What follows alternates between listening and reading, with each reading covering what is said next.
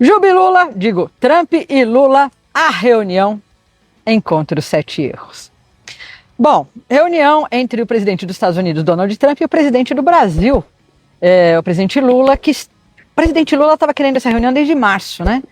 E por que agora? E o que aconteceu? E o que foi dito nessas 3 horas de reunião? Ou seja, tinha assunto. Bom, primeira coisa, o presidente Lula foi lá para os Estados Unidos, né? A reunião seria na Casa Branca, e ele não ficou em hotel, surpreendentemente dessa vez, ele ficou na Embaixada Brasileira. Beleza, ótimo. Aí teve a reunião na Casa Branca, e vamos ver todo o entorno disso aí, para depois tentar mostrar para vocês o que eu achei estranho em tudo isso. Bom, primeiro, por que aconteceu essa reunião agora? O que houve? Eles estão querendo desde março. Aí a gente pula para a JBS, aquela empresa de carne dos irmãos Batista, lembra que estava na Lava Jato, etc e tal. A JBS está sendo investigada junto com outras empresas americanas, mais 3 empresas americanas, se não me engano, por causa de uma lei antitrust que tem lá nos Estados Unidos. O que é isso? Fica combinando preço com os amiguinhos. Então, você fala assim, eu vou comprar picanha lá que custa 200 pau, nesse lugar tá caro, eu vou comprar no outro que custa 190.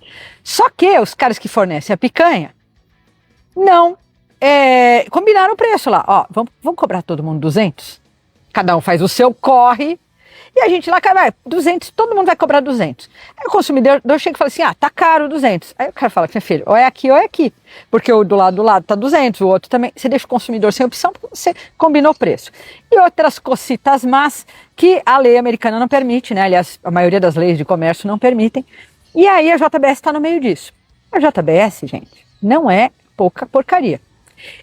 80% de toda a carne que você come aqui no Brasil, ela vem da JBS. É uma empresa monstro. E lá nos Estados Unidos, ela tem entre 25% e 30% de participação do mercado de proteína animal. O que é isso? Carne, frango, tem uma empresa de frango monstro que é deles.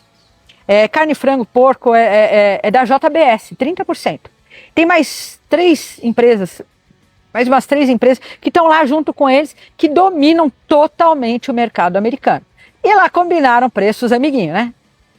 Bom, além disso, o governo americano também não está muito feliz de, além de ter uma empresa brasileira lá combinando o preço, ter uma empresa brasileira com uma fatia deste tamanho do mercado americano, que, gente, o mercado americano é gigantesco. E o mercado americano de proteína, de frango, por exemplo, ou de carne, o americano não come bifinho, né? O americano come meio boi por refeição. Tudo bem.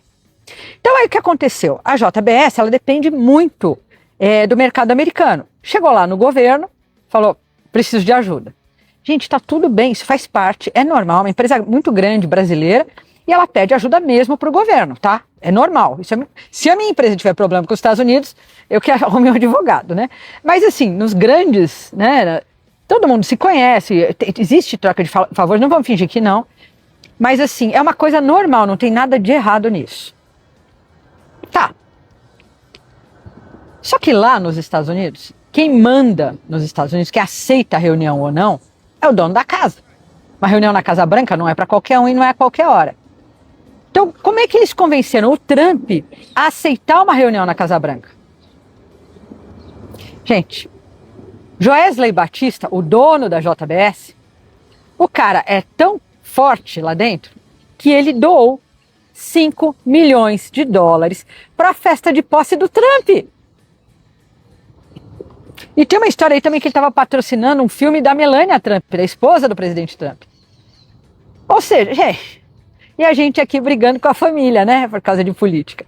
Enfim, bom, foi lá o presidente, tudo bem, tá tudo certo, foi lá, mas tinha também, ele falou que, o presidente Lula falou que ia falar de terras raras, aí surgiu aí uma especulação, o pessoal falando que ele ia vender terras raras lá para os Estados Unidos em troca do Trump pegar leve lá com o PCC, aí tudo assim, gente, tudo especulação.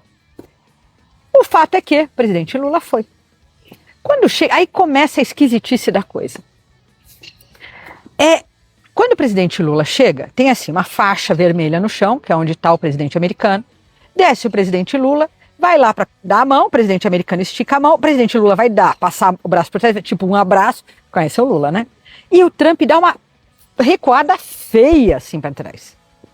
Dá uma bela, aquela cara dele toda de feliz, dá uma recuada feia para trás. Ou seja, claro, gente, fica os dois se chutando o ano inteiro, um xingando o outro, principalmente o presidente Lula, e chega lá, vai dar abracinho, beijo querido, vem cá meu amor. Não, né, o cara não quis. Tá bom. Mais coisas esquisitas.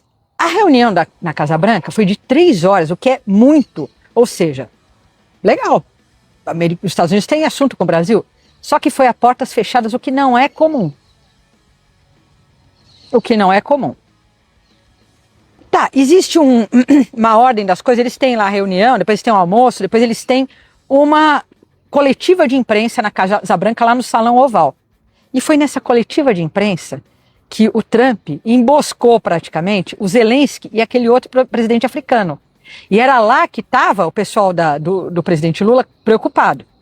Bom, o presidente Trump recebe o presidente Lula, com aquele aperto de mão gelado, leva ele para almoçar, ou seja, já inverteu as coisas, se tranca com ele na Casa Branca, e aí quando era para ser a coletiva de imprensa, saiu uma notícia de que não ia ter coletiva, porque se estendeu muito a reunião. Não foi nada disso, o presidente Lula, a equipe dele, pediu para não fazer a coletiva de imprensa.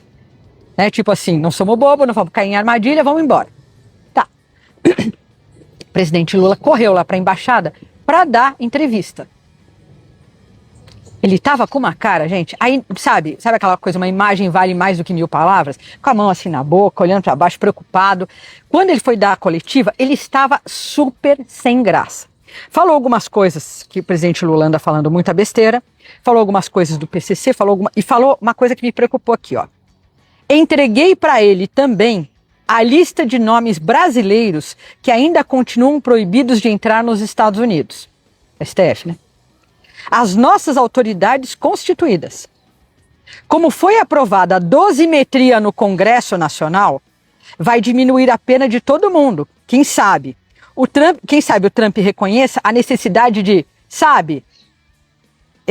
o Trump reconheça, liberar o visto, dos brasileiros que ainda estão proibidos de entrar aqui. Isso foi uma condição. O Trump manda aqui dentro? Ele que mandou votar a lei da dosimetria? E aquela coisa de bater no peito e falar de soberania nacional?